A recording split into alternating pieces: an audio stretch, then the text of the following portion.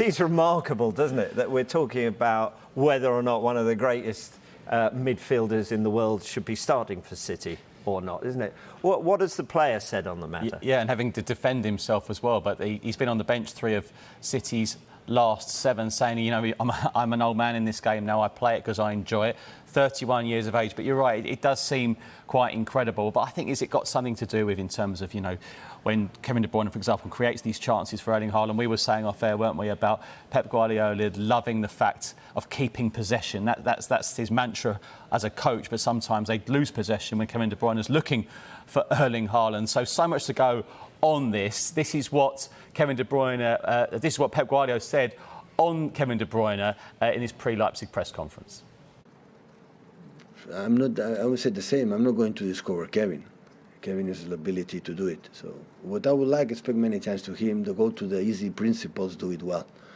He has an incredible ability to make an assist, to score goals and see passes like anyone else. But always I believe they will increase and will get better when the simple things that don't lose the ball, the mobility, that incredible capacity to be active in the movement, the simple things do it again better and better. When this is going to happen, the rest will come along. I would not like to have the feeling that it's like Erling. I don't want to just score goals and the rest I don't care. So he will score when we'll be involved in the game. In our game, we'll be involved. It means you are inside of the game, the ball is coming, you're going to put in the net. The Kevin is the same.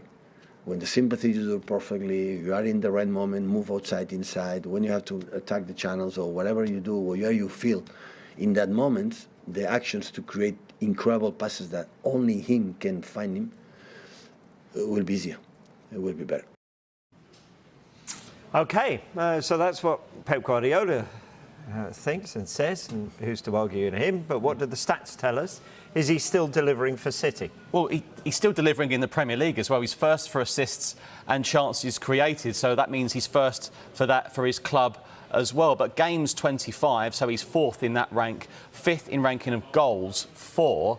But when we said earlier about being remarkable, we're talking about it. But I think the fact is as well, we do see him on the bench more than we're used to seeing now. And how do they use his game time? That's what will intrigue me. I mean, Manchester City are still in 3 competitions. Obviously, the League, Champions League, and the FA Cup Saturday. So what will interest me is that how is Pep Guardiola going to use him from now till the end of the season? What's the priority for Manchester City?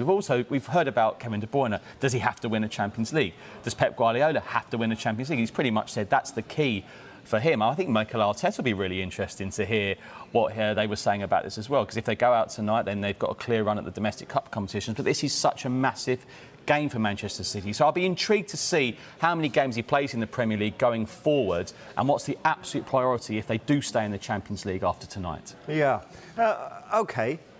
So he's first for assists, first for chances created. How does City tend to do when he features compared to when he's out of the side? We love a with and without graphic, don't we? But what we see here is the win percentage is slightly higher without him. However, this is where stats can be misleading, Rob, because you've got to see here, the top here, games 34 with and without 7. That's no involvement at all. For example, a few weeks ago, Tottenham beat Manchester City 1-0. City looked pretty toothless when I was there. They brought on De Bruyne with 10 minutes to go, and they seemed to really liven up. So it is a little bit misleading. But in terms, I mean, we look at Manchester City now with the return of Phil Foden. He's looking fantastic again. But as I go back to it, it's really going to be interesting to see. With this graphic is all competitions, we must add as well. So how are they going to use him going forward? With the Champions League, if they stay in it tonight, they've got a really interesting quarter-final against Burnley, Vincent Kompany back at the Etihad, and of course the Premier League running, because they will have a couple of games in hand in such a key title race. Interesting, and as you say, stats can be misleading, those 7 games compared to those 34. Yeah.